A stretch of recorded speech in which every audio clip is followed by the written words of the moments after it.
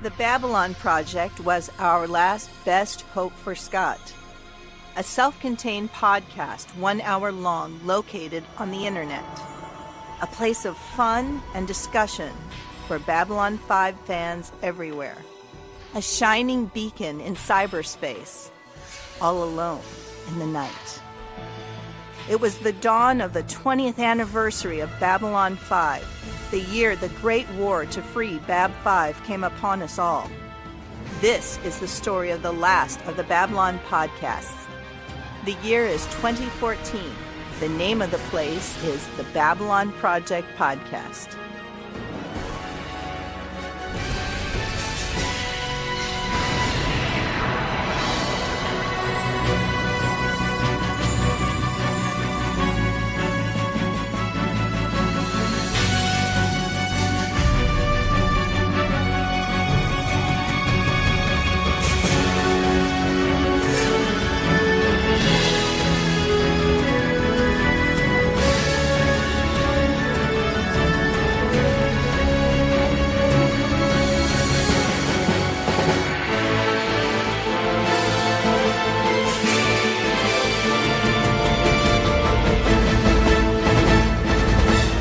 This is Maggie Egan, your ISN news anchor, and you're listening to the Babylon Project podcast. Thanks for listening. Hey there, Babylon 5 fans. Welcome to the Babylon Project podcast. This is Raul, and I am here with my good friend Jim Airwood. How are you doing tonight, Jim? Very well. Got a lot of work done this weekend. I wish I could say the same. This was this was a lazy weekend. But after last weekend, lazy is good. And next weekend's going to be another busy one for me, so I'll take lazy for once. Yeah, lazy's good. Well, I have got my Earl Grey here as usual. Well, not quite as usual. I'm iced tonight instead of hot. Oh. I know it's a sacrilege, but what episode are we talking about tonight, sir? Tonight we are going to talk about Grail. Grail. This should be actually a fun one. This really was a standalone episode, more or less, but it did introduce a few elements. Yeah, it does have some implications for future shows. And we will definitely cover those. Yep. I think before we go too far, we might as well get into a review summary, just so listeners will be up to speed on what we're talking about. All right, here it is. Archive. Access. Initiated. Delenn informs Sinclair that a very important person is coming on the station. When Aldous Gadget comes on to Babylon 5, he is met by Delenn, Lanier, Sinclair, and Garibaldi with an honor guard. Delenn honors Aldous as a true seeker, which is something the Minbari hold in high reverence. Sinclair is amused when he learns that Aldous, who is the only member of his order, is seeking the whereabouts of the Holy Grail. In the down-below part of the station, a character named Deuce has a woman tied up and is using her as a threat to someone called Jinxo. Soon we see a Vorlon encounter suit with a tentacle emerging from it. The tentacle attaches itself to the woman's forehead and she cries out in pain. Deuce tells Jinxo that if he doesn't pay him what he is owed, he will unleash Kosh on him. The woman was Marion Runningdeer, who was scheduled to testify in open court against Deuce about his criminal activities. Dr. Franklin discovers that her mind has been completely wiped. In court, Deuce has no witnesses against him, so he is permitted to leave. It is then Jinxo's turn to face judgment for his petty crimes. Earlier, he tried to steal a credit chit from Aldous, but was caught by Garibaldi. The Ombudsman pronounces sentence against Jinxo, who is to leave Babylon 5 for a period of no less than 5 years. Jinxo protests, saying that the station will be destroyed if he leaves. Aldous approaches the Ombuds and asks to have Jinxo placed in his custody. After Aldous demonstrates his ability to defend himself, he asks Jinxo, whose real name is Thomas Jordan, to explain why he is called Jinxo. He explains that he has worked on all 5 of the Babylon stations, and as he left each one, it was destroyed with the exception of Babylon 4, which simply dissolved. Jinxo fears that if he leaves Babylon 5, it will also be destroyed. Aldous tells him that he should be called lucky because he has managed to live through all those ordeals. Dr. Franklin explains that Running Deer's affliction was probably caused by a Nakaline feeder. Londo hears this and promptly locks himself away in his quarters, explaining that an entire Centauri colony was wiped out by this strange alien species. In the process of trying to capture Jinxo, Deuce's men take Aldous into custody. Jinxo runs off to get help from Garibaldi and Sinclair. With the ombuds tied in the chair, ready to be mind-wiped, Aldous steps forward and calls the feeder out of the Vorlon suit. Sinclair, Garibaldi, and Jinxo arrive on the scene and a firefight breaks out. When Aldous notices that Jinxo is about to be shot, he steps in the way and takes the shot for Jinxo. Garibaldi and his team kill the feeder, and Sinclair shoots Deuce while he attempts to escape.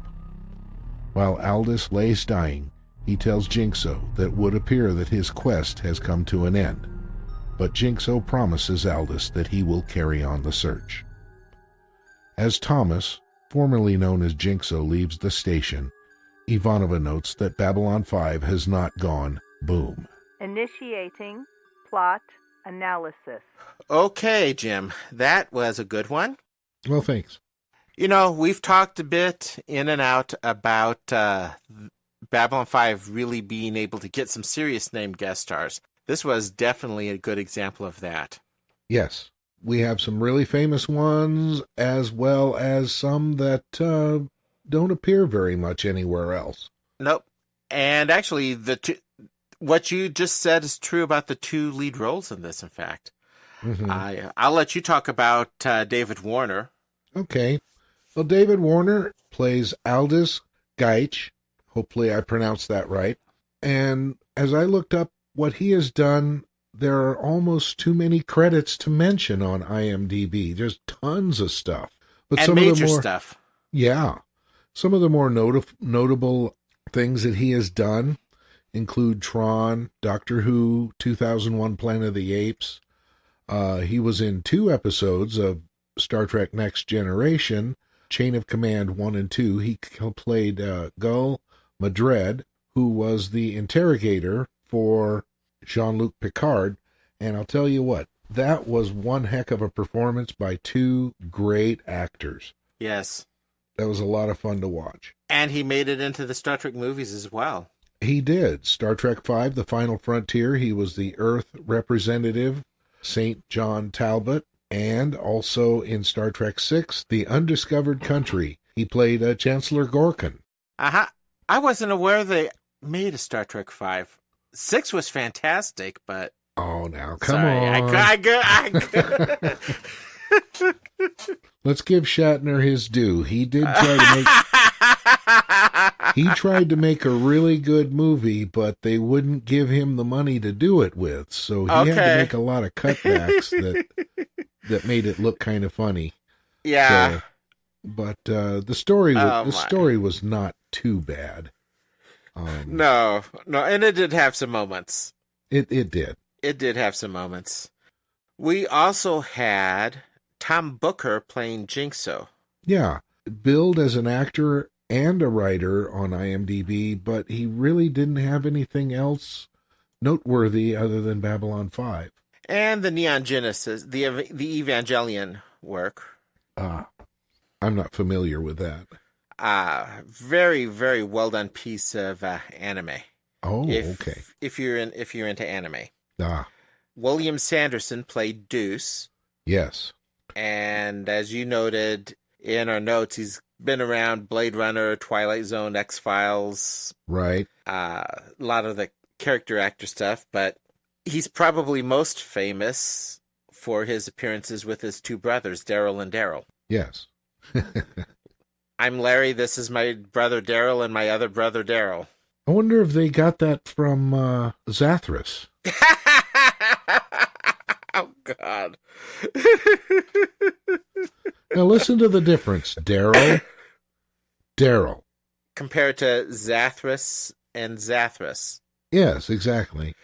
So yeah, at any rate, the difference is there. And now Larry, Daryl, and Daryl appeared on what show? Newhart. Newhart. Way back in the early 80s. Yeah. In the early 80s, I was running a movie theater, and I really didn't have time to watch a whole lot of TV, so I really don't remember that. I was not a big sitcom fan in general, but my parents loved the show. And according to what I've read, he reprises his role as Deuce in the B5 movie Third Space. That was in 1998. Correct. Which I have probably seen, but at this point, I don't remember it. But I have it ready and anxious to watch it and do our show on that one, too. Yeah, because fans, we are going to cover the movies as well as the series. Yes. Who else did we have? Yeah, Jim Norton is Ombuds Wellington. Another fairly well-known actor, at least on the other side of the pond. Well, he's known on this side of the pond also. He appeared in 2 episodes of Next Generation as Albert Einstein. Where has Jim Norton been? Well, other than mentioning the Next Generation episode, he appears in Walking Dead, a show that I've never watched, and Harry Potter, a movie I've never watched. And I know he did some voice work with Doctor Who. Okay. One of the animated. And he will appear again as himself, or as Ombuds Wellington again in another episode, Quality of Mercy. Right. And will appear in 2 additional episodes. Dust to Dust and Confessions and Lamentations. And then we had a co-star, Linda Lodge as Miriam Runningdeer, who only has 3 credits on IMDb. Right, and she was just in fairly quickly at the beginning. Yes. So that kind of rounds out our cast. Yep. Now, one of the things I like to note in Babylon 5 is pay attention to the names they give the ships. You know, we talked about this, I guess, last episode with the White Star liner. Yes. You know, last week we were wondering about the connection of the White Star with the White Star ships, the cruiser, destroyer class ships. Right. And, you know, I really had a facepalm moment afterwards. Uh-oh. The White Star line? Yeah. One of the more famous steamliner lines in history. Oh, yeah. The Oceanic, the Britannic, and, gee, how could we forget that ship, Titanic? Titanic, yeah. I actually knew that and failed to mention it because I think we moved on to something else really quick. I knew it, but I just had a complete brain fart, and it just went, whoop. Yeah. The main reason I knew that is because of Clive Cussler's book, Raise the Titanic, as a matter of fact. Well, anyway, it's like I said, it's a matter of paying attention to the names of the ships. Yes. I'm sure we could. We're talking about Grail this week. I'm not even going to try and make the connections between the themes of last week's episode and Titanic that could be made based off that ship name. Yes. But this week's name on the ship coming in is the Von Braun. Yes. As in Werner. German scientist who, after World War II, came to the United States and basically designed everything for our own space program. Yep. And the Germans before that, the V2, he's basically the father of modern rocketry. Yeah. I mean, everything from the German V2 to the Saturn rockets sending men to the moon. Yeah, the Saturn V was his crowning achievement. So, yeah. What's interesting, I we'll bring this up at the end. The ship that carries them out afterwards. Okay. I mean, think about it. The Von Braun brings them in, and then let's contrast that with what takes Thomas out. Yes. So this all starts, though, with a visit from a distinguished guest. Right. It seems Delenn certainly takes these things seriously. Oh, yeah. He is Aldous. We're talking about Aldous, of course. Aldous Gaius. He's a seeker, and he's looking for something. He seeks something. Mm-hmm. And Delenn arranges what essentially is a formal state reception for his coming aboard. And she expects the staff, in the name of Sinclair and Garibaldi, to participate, welcoming him onto the station. Yep. As a distinguished person. Distinguished guest, I believe is the exact quote. Yes. Now, I have a question for you. There is a symbol on his coat that I looked everywhere to try to find out what it was about. Couldn't find any information on it whatsoever. So I put out on Facebook, on the Babylon 5 Facebook pages, and also on the other one. What is it? Yeah, you're talking about the Trinquetia.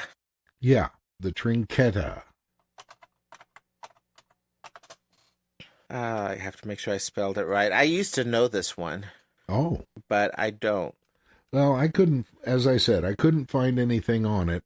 And being that he was seeking, as he mentioned, he was seeking the Grail, I wondered if it didn't have something to do, the symbol didn't have something to do with the Templars. I believe it was connected with the Templars, and more specifically, I believe it was a symbol reflective of the Trinity. Yeah. Now, where I had found it in the past, in years past, it actually ended up being found on a Spanish Wikipedia site. Oh, see, now I was wondering if it wasn't Arthurian in nature also. I don't remember. Yeah. But I do remember the connection with the Trinity, and I thought it had a connection with, and I believe it did connect up with the Templars as well. Ah. Yeah, it could be. There's quite a history with the Templars and the Holy Grail. Mm-hmm. And we can't go into that because we could do an entire hour and a half on that one too, but yes. Oh, yes. So at any rate, as the show goes on, we have Jinxo. He's in a bit of trouble. Deuce is not a very good person, as you mentioned. Yes. Just a really, really nasty situation here. Jinxo is really an interesting character, I think. Yeah. I think the guy got the role in a large way just for the sheer innocence that he can project. Yeah.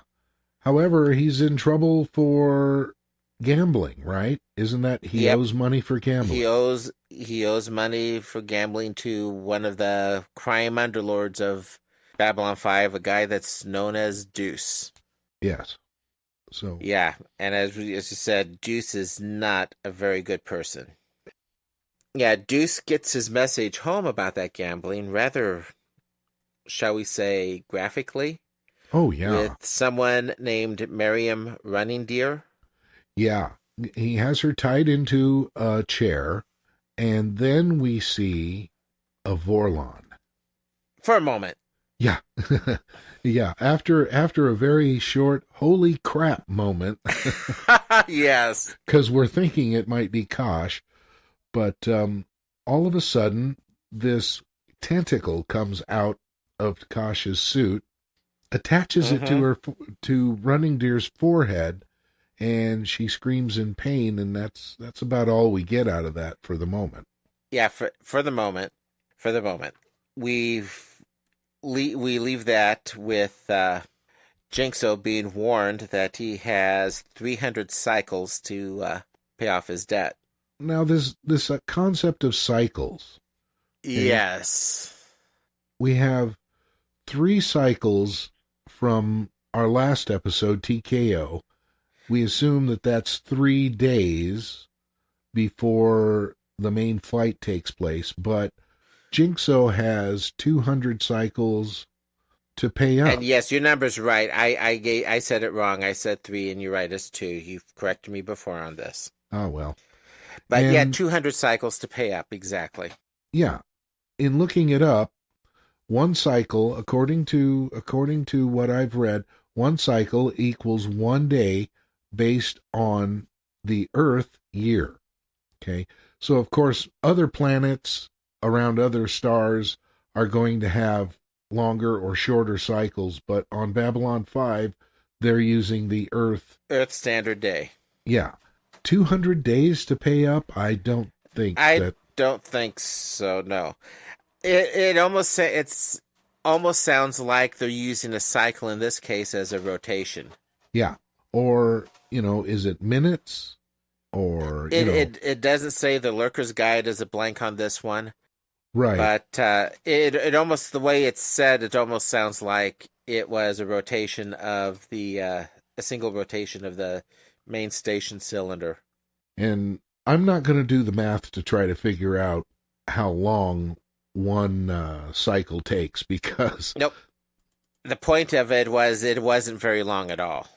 However, if any of you listeners out there have an idea of how to do the math on this, please send us feedback and let us know how long one cycle the station would take to go around one time, and how that would translate into minutes, hours, days, whichever.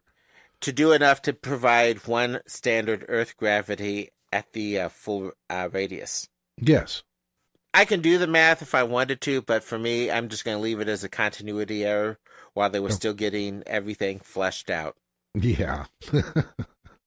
So, anyway, like you said, Jinxo's in a bit of trouble here. Yeah. Now we move into a court scene, which is kind of interesting.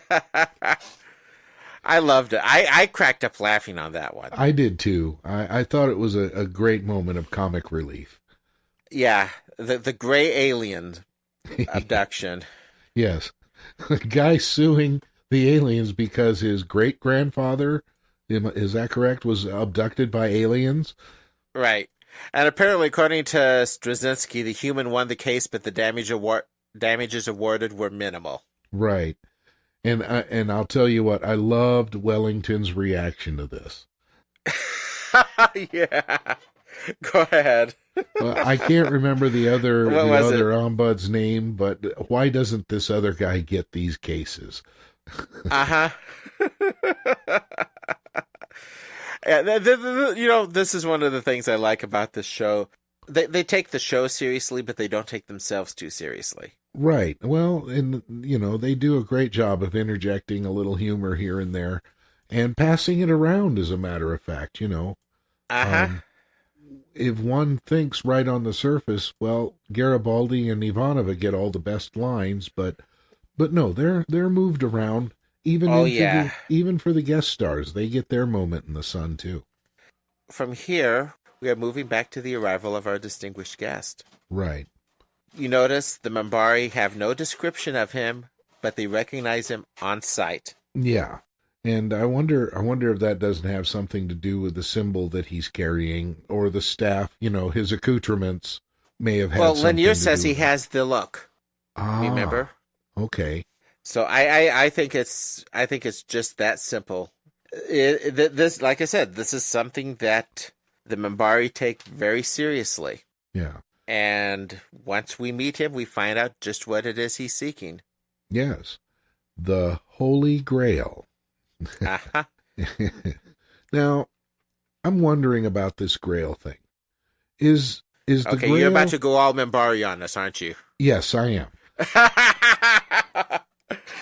Is the Grail a physical object, an idea, or perhaps just an ideal?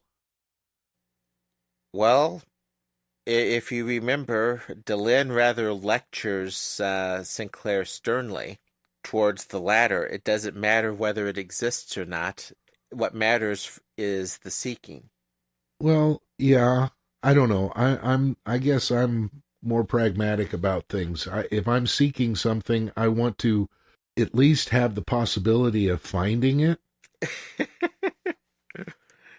And, the Holy Grail, if it exists, if it ever existed, is going to be quite a target to find in all of the galaxy. And the possibility of finding it is not very good. So we get this funny reaction from both Sinclair and Garibaldi. And when you say funny, we mean, Garibaldi is laughing. Sinclair is rolling his eyes and barely able to keep a straight face, though he, Yeah. he somehow manages. Yeah. And Delenn is actually even more offended than Gaich. Well, I'm sure Geich gets that a lot. Aldous gets that plenty, and so he's probably immune to it. Or he is so focused on what he's doing that it doesn't matter to him. Yeah. But as you say now, Delenn goes and she scolds Sinclair for his reaction. Correct. And then says that it is something that is true with all seekers, implying that Sinclair is seeking something. Exactly. Okay. So what would Sinclair be seeking? Now, we know that he has that missing 24 hours Right. from the Battle of the Line, and we know that he now knows more or less what happened during those 24 hours. Correct. To him, he doesn't know why it happened to him or why it would be significant. And so what is he seeking exactly? If you go by Delenn, and boy, you're going to make me get philosophical tonight. If you go by Delenn's admonition, and I think it really is probably the most fitting, that it is the ideal. It's looking for the concept of an ideal. Yeah. It is priori likely the Grail, the San Grail. Take your choice of how it's pronounced. If you want to go Templar, you mentioned the Templars. Mm-hmm. It very much is the ideal. He's looking for the enlightenment of truth. Okay. Or does it have something to do with, dare I say, the history of the future? Okay, you'll need to explain that one. Okay. Well, what happens to Sinclair later on, which goes way back, right? Uh-huh. All this whole thing involving Valen. Bear in mind, at this point, all she knows is that he's connected somehow. She doesn't find out the details until Sinclair sends her the letter. Okay. So at any rate, I'm just wondering. So I think at this point she's still meaning it in the philosophic sense. Okay. So Gaich gets pickpocketed by Jinxo, steals his credit chit, and gets busted by Garibaldi. Did you also, as I did, think that justice is meted out awfully quick on Babylon 5? Well, as you'll notice, just in that previous case, it's not trial by jury. It's the judge is the ombuds. Right. And he hears and decides the cases fairly quickly. Well, it just seemed kind of odd to me that Garibaldi could just snap him up and haul him into court right away. It's not just a hearing or arraignment, it's the full trial. Right. I know it's probably for the convenience of the show and the writing and time involved and everything, but as we know in reality, people sit in jail for months and months and months waiting for their trials to come up. So I wouldn't have thought it would have been unusual for him to cool his heels for a couple of days anyway. One would have thought, but no, remember, I mean, what happened there could just as easily be true in certain countries on Earth. It's not necessarily the American system. Yeah, that's true. I mean, certainly not a jury system. No. So Running Deer has been found to be completely brainwiped, and she was supposed to be a witness in a court case against Deuce. Uh-huh. Which pulls the pieces of the story together. Yeah. And she cannot testify, so Wellington has no choice but to release her or him. Yep, because the other evidence was circumstantial and not enough to provide a conviction. Right. Now we finally get Jinxo's real name, Thomas Jordan. Uh-huh. Which is interesting. His real first name is Thomas, of course.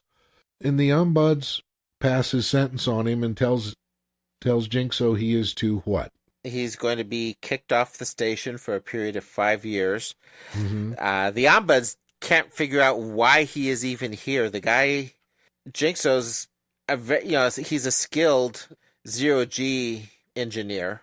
Yeah, who's worked on all of the Babylon stations. Uh-huh. So he's doing this in the context of actually leniency.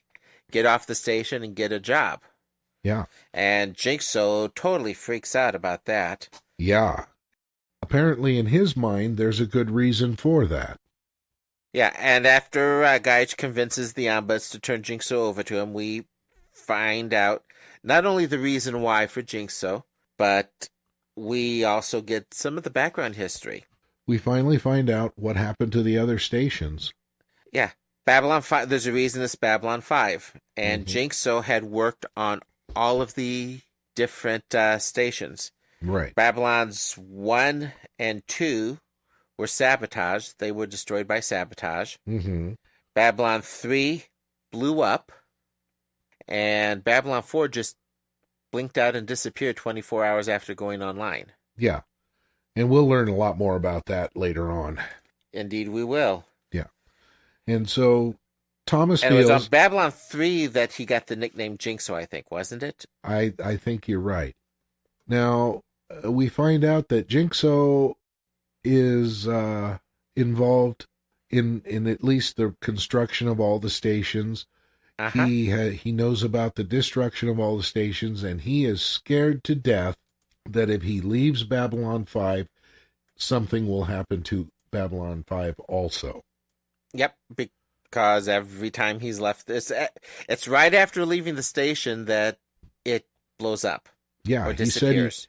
He said he even watched Babylon 3 blow up, and he saw Babylon 4 just simply dissolve. I like Geitzer's response. He's got the wrong name. Yeah. It should be Lucky. Yeah, I kind of agree with that. I would lean in that direction as well. Well, and that gives us a look into Jigsaw's personality, though, that he is not a bad person. No. He's a good person in a bad situation for him. And makes some dumb decisions as well. In fact, I mean, the problem with the pickpocketing is he's not good at it. No. So it's just not him. Yeah. Now Franklin chimes in and explains that the brain wipe that was performed on Running Deer was from a Nakaline feeder. Apparently they are extremely dangerous, semi-sentient beings. Yeah. Entities. A whole planet was quarantined. Yeah. Our whole system was quarantined because of them. Yeah. And when Londo hears about this, he runs. Yeah, he gets the heck out of there. Him and Veer both lock themselves in their quarters, and they don't want anything to do with this situation. Uh-huh. And I believe it was because Londo said that an entire Centauri colony had been wiped out by these Nakaline feeders. Correct. I will say, in a way, and I'll get to this just as a sort of heads up to the future, I was a little disappointed by them. We get this really impressive buildup of these things. Yeah. So I'm getting ahead of myself. In fact, I might just chop that piece. But go from the... Go ahead. I was going to say, so Aldous begins to ask people on the station about the Grail and its whereabouts, if they have any information or know anything, and he starts with Delenn. Of course. And, Delenn's already been told by Sinclair that even if it did exist at one time, it's certainly gone. And this is where you get the idea that, it's not just, at least for me, I mean, she basically promises him that she's going to set the whole Minbari nation into investigating this. Yeah. At least the priest caste. Mm-hmm. Not the warrior caste. No. And this is a little bit of a inconsistency here, because Lanier explains that there are two castes. Right. The priest and the warrior. What about the worker caste? Yeah. I wonder why they got left out. It's at least in the fandom kind of brushed off as well. They aren't very relevant. Yeah, but they have to be relevant. But you get that when Delenn rebuilds the Great Council, you'll notice that lack of relevance seems to be in there because she corrects it Right. when she reconstitutes the council. Yeah. But, if they're not relevant, who builds the ships? Who grows the food? And what if they get upset and decide to go on strike? That would make them very relevant. Yeah, very much so. And we do know that the three castes on Minbar do, from time to time, enter into conflict with each other. But that's not when they're dangerous. As Delin points it out, when they do, it's a terrible thing, and it's when they do agree. Yeah. So that's most likely a reference to the Earth-Minbari War. Oh yeah, and we'll see a little bit about the caste system, the Minbari castes, in seasons 2 and 3 to some degree. Yeah. And in season 4. We'll actually get a little look into it before that in a couple of episodes when we look at legacies. Uh-huh. But what I was going to say was we'll get a real in-depth look into it. Yeah. In season 4. Yeah, because there's a point where Sheridan and Delin have to go take care of their own business for a while. Mm-hmm. And that caste system is a very big part of what she has to address. But yeah, you're right. We will see the Great Council very soon. Yeah. Now, the feeder wants a better meal. Uh-huh. Okay? And if hearing the voice of the feeder speaking and asking for this, if there was any more proof that we needed that it was not Kosh inside of that suit, we've gotten it right here. That would absolutely do it. Now, what is the feeder asking for a better meal? What are we looking for here? It sounds like he's wanting a stronger or more intelligent mind. Okay, smart he food. He lives off smart food. Smart food. But now, to me, that's kind of a weird concept, because in thinking about that, if there's no physical damage done, how is this feeder deriving nourishment from another person's, intelligence? The neural energy? I have no idea and have not seen that actually even discussed. Yeah, me either. It just seems like we have a thought vampire on the loose. More or less. More or less. If you think of thoughts as energy. Yeah. Well, when they find out... Then you've got it. When they find out on the station that there may be a Nakaline feeder about, it really sends everybody into looking around and trying to figure out what's going on. Yep. As it's described as the most dangerous beast in the sector. Mm-hmm. And while this is going on, we find out, as you described, a little more about Gaich, how he ended up involved in this. Right. He actually was an accountant, and a fairly successful one at that. Yes. And lost his family on vacation. Yep, which made him decide to do this, to follow this quest. As he's put it, the numbers add up again. See, and that again, now that harkens again back to the Arthurian legends. So is he Arthurian or Templarian? Well, there's a big connection between the two, of course. So, yeah, and this is all in the context. This all comes up in the context of the next visit, which was to Londo. Yes, which was another part that it tossed in some very welcome comic relief there too. Yeah, and we were due for some at this point. Yeah, Veer's efficiency just totally killing Londo's greed. You know, it's like, yeah, we can get any information you want for a price. Oh, already done here. Yeah, and I guess you found the clip so I wouldn't have to sing the old song. Yes. Stuck in the middle with you. Right. Fools to the left of me. Well, nah. We'll just let Londo say it himself. What are they doing in here? He has an appointment. This is Aldous Gaich, the Earther who's looking for the cup object called the Holy Grail. I was hoping with a long trade history between Earth and Centauri that you would make a good prospect. Yes. Now I remember. We'll have to do a search of our trade history files. Very complicated and time-consuming. However, if you can afford the fees. Ambassador, I've already done it. I thought it would help move things along. You know, it was an interesting challenge, really, given that you provided us with only minimal description. There's nothing that seems to fit exactly, but Veer. You're more than welcome to examine this data crystal yourself. Veer! What are you doing? I'm being efficient, sir. A few more like you, Veer, and the entire Centauri Republic will efficient itself to extinction. I think we should leave now. What a wonderful idea. Please. Thank you for your time, Ambassador.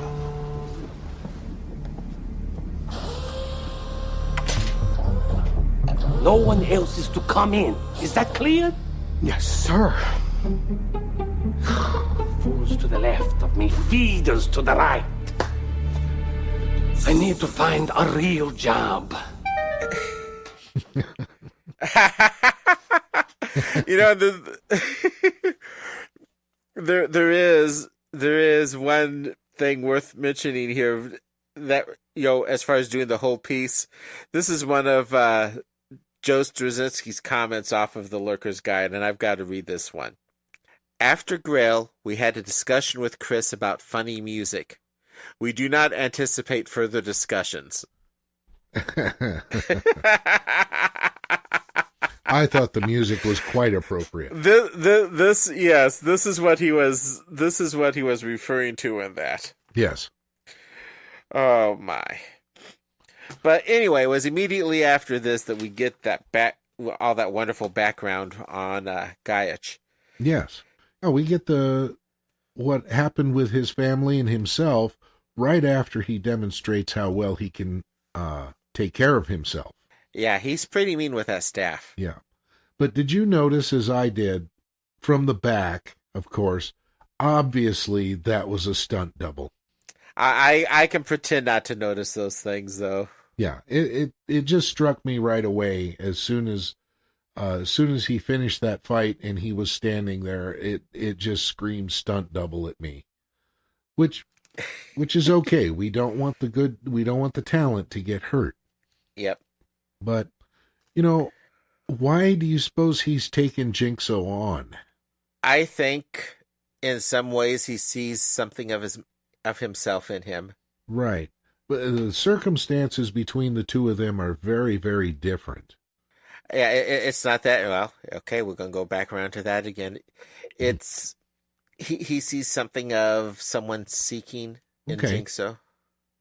You know, and there's one other important thing that happens while all of this is occurring. It's not just the thugs trying to get Jinxo. They do get the Ombuds. Yeah. And it sounds like the Ombuds gave a pretty good account of himself as well. When you describe the state of the room and you hear the thumping. Yes.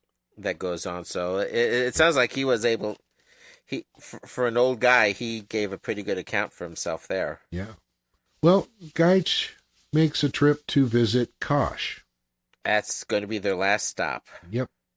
And, of course, Jinxo totally panics and runs off. So. Oh, yeah. He gets one look at Kosh, and it's like, I am out of here. Uh-huh. But, you know, I'm really kind of sorry that Aldous didn't have a chance to talk to Kosh on the show. Because Kosh's riddles and how he dealt with Aldous, who, of course, is respected, and I imagine that the Vorlons would respect him as well as the Minbari did. It would be interesting to see how differently he interacted with Aldous than he does with others. Well, if nothing else, I would say Kosh is the most likely to be able to give him a meaningful answer. Yeah, if one understands the answer. I'll take it to the next step. I would say Gaich is probably the most likely to be able to understand a Vorlon, too. Yeah, that's very true. Yep. I mean, if nothing else, Kosh would at least have as much respect, if not more, than the Minbari for the quest. Right. So, and then Gaich, after he runs, goes and finds Jinxo. Mm-hmm. And so now Deuce ends up with both the Ombuds and Gaich. Right. And Jinxo on the run. Yep, Jinxo runs straight to Garibaldi and Sinclair looking for some help. Yep. In the meanwhile, Aldous is downstairs, and the feeder is there, and the feeder's being set loose on the Ombuds. And Gaich talks him down. And that's one of the things I have never been able to... How does he exert that kind of control over it? Yeah, I mean, if the feeders are semi-sentient, and they're looking for a better meal, then why would that thing back down and follow commands from Aldous? Okay, you really got me on a think point here. Now let me throw this into the mix too. Okay, every being that we have has a great deal of respect for Gaich, with the exception of possibly Londo. Okay, but obviously this man has a certain amount of charm or presence that everybody seems to respect except for human. What is wrong with the humans that they won't respect this man? I think it's the subject matter of his search. People... And this is one area where I think we've had some failings, at least, especially here in America. If the goal or if the quest isn't purely physical, tangible, quantifiable as in dollars, it's not of value. Okay. I think that's the message in that regard that Straczynski was trying to give. Or is it perhaps that the old saying that I've heard that a prophet is never accepted in their own country? I will definitely give that as a part of a part of it. Yeah, if nothing else, just because of the extent to which Straczynski likes to use biblical references and biblical themes, but the ludicrousness of it by modern Western standards, I think, probably connects in with what you're saying. Yeah. If what he was looking for was some sort of tech or something by way of a prophet, and obviously he had been there, his quest would have had a lot more acceptance. Mm-hmm. He stares it down long enough for the cavalry to arrive. Yes, the cavalry arrives. The feeder goes straight up into the rafters. Just like a good xenomorph. Yes, like... Am I the only person who saw that as a little bit of an alien reference? And I will say, I've got to say this, once we see the full feeder out, remember, this is 1994. That, for television, is some pretty darn cool rendering. Oh, yeah. And I think it gives us a good feel of what we're in for with some of the other completely non-humanoid aliens coming up shortly. It was totally cool. Yep. So we get a shoot 'em up scene. And this is where I start to have my one real problem with the show. The shoulder wound killing Aldous was a little hard to swallow. Well, especially after the way he handled himself earlier when attacked by 3 people. Right. He's not a weakling. Yeah, but I think that was probably more of a mistake in how they did the CGI, with the shot. But it would have been a lot more. I would have had a lot less problems if it wasn't such an obvious wing shot. Yeah. But of course, if it hits the right artery, right. Yeah, you could conceivably bleed out. Yeah, and then in your notes, it also says the feeder goes down awfully easy for something so dangerous, and I have to agree with you there. That was the build up for the most dangerous creature in the sector. It didn't take a lot to bring it down to a pile of steaming goo. on the deck. Quite literally, it was left a pile of steaming goo on the deck. Yeah. So, you might be able to wound it by shouting at it very loud. Yeah. Which means Londo would have wiped out legions of them. Oh, God. He had nothing to worry about. Oh, my. Yeah. In fact, that's sort of... there's a few closing wrap-ups once this is done. Yeah. And you just opened up the way to one of the ones that I just thought was hilarious. So we don't have to take these in order, right? Okay. As long as we get the certain one at the end. Right. The playing with the mind that Garibaldi does with Jinxo. That Garibaldi does with Londo at the end. As long as you can hear them. Yeah. It's like the BAB5 equivalent of Weeping Angels here. Yeah. And Londo goes in, locks the door, and leaves beer out in the hallway. Yeah, it was just another well-timed, well-written piece of comic relief. Yeah, I wonder if that wasn't a shout-out or a throwback to the Flintstones. Oh, God. Wilma! Oh, my. Now, the other piece of wrap-up, Kosh's conversation. Yeah. Sinclair goes to Kosh to report to him the happenings and let him know that that a duplicate encounter suit was being used by the feeder. Yep, and we could discuss it, but with Kosh's conversations, you almost have to listen to it to really get the full impact. Agreed. Here we go, folks. We've confiscated the fake encounter suit. It's a pretty close match to your own, at least from the outside. Why? Deuce wanted the people to think that he had the Vorlons working for him. Figured it would add to his image and intimidate people. Why? Well, after all, no one knows exactly what you look like. That makes some people a little nervous. Good. I love the way they're able to distill Kosh down to one word. Yeah, every time. You know something though? You know something though? Making people a little nervous, that's always a good thing, especially in my profession. Uh-huh. Yeah, as a teacher, darn right. Yeah, you want them a little nervous. So, yes, good. Oh my. Oh, and then the next piece of the wrap up.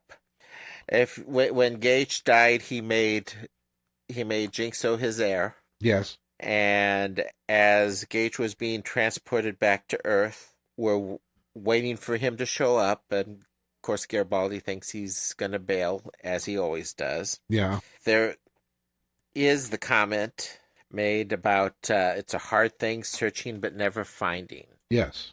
I think that's as much of a statement about Sinclair as Gaich. Yeah. And in fact, Delenn does too. Are you speaking of Aldous or someone else? She asks. Mm-hmm. Jinxo makes it clear he's not Jinxo. He's Thomas now. He's Thomas. And a contrast. Remember that contrast I said at the very beginning of the show, the two ships? Yes. They came in on the Von Braun. Yep. The founder of rockets, the founder of spaceflight. Think of it sort of as the founder of Boom. And what is the ship that he leaves on? The Mary Celeste? The Marie Celeste. You got it.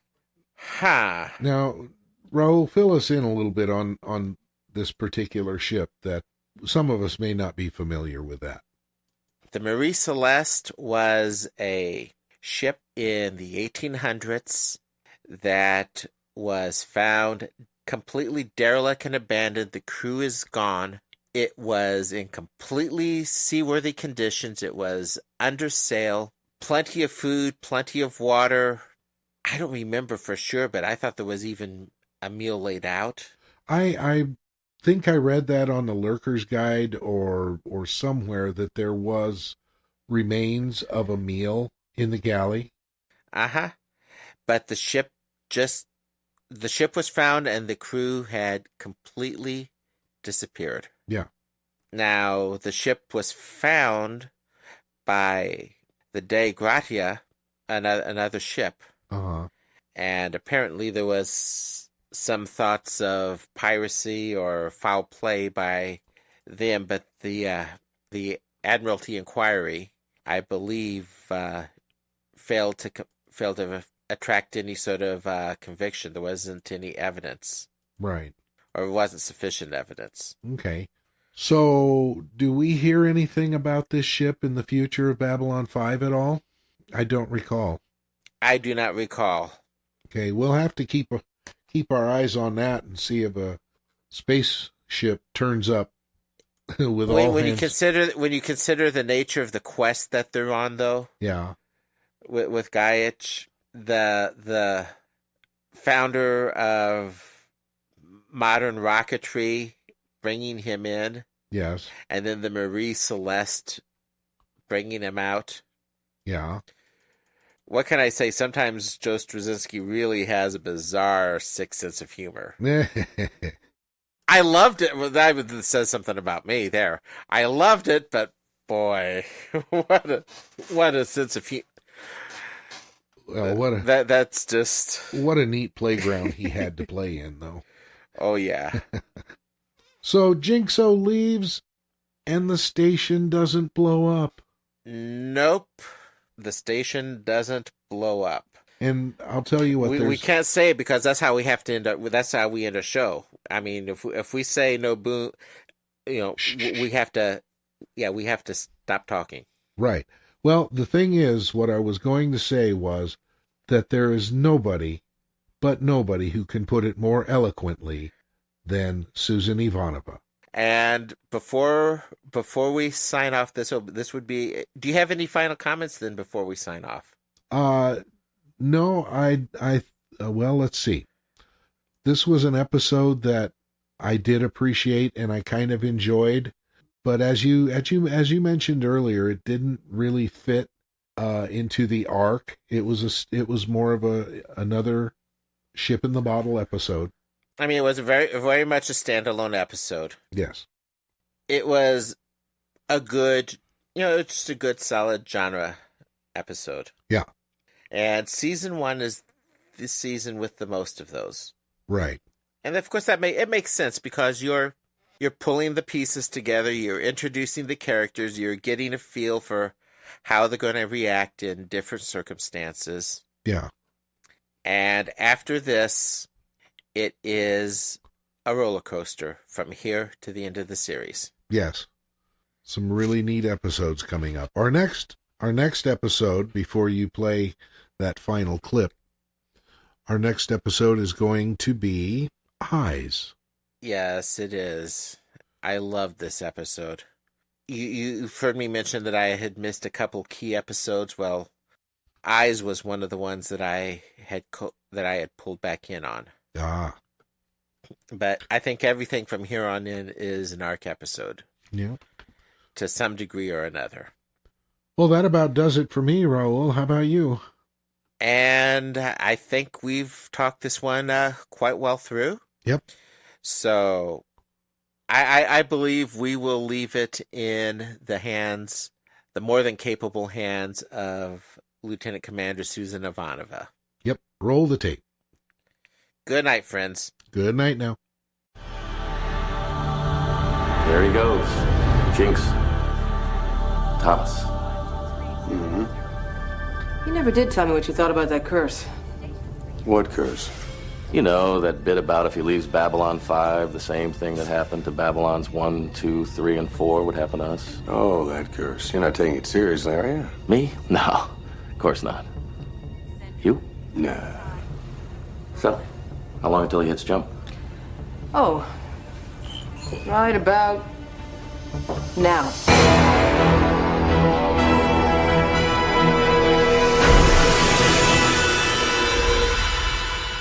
No boom? No boom. No boom today. Boom tomorrow. There's always a boom tomorrow.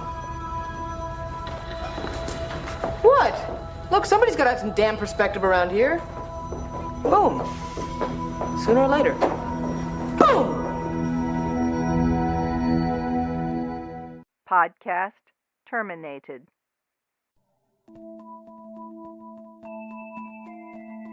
Thank you for listening to the Babylon Project podcast. You can email Raul and Jim at the Babylon Project podcast at gmail.com. You can find us on Facebook at the Babylon Project Podcast. On the internet, we are at babylonprojectpodcast.wordpress.com. To subscribe to the podcast, you can find us on iTunes, or you can subscribe to the RSS feed on the webpage.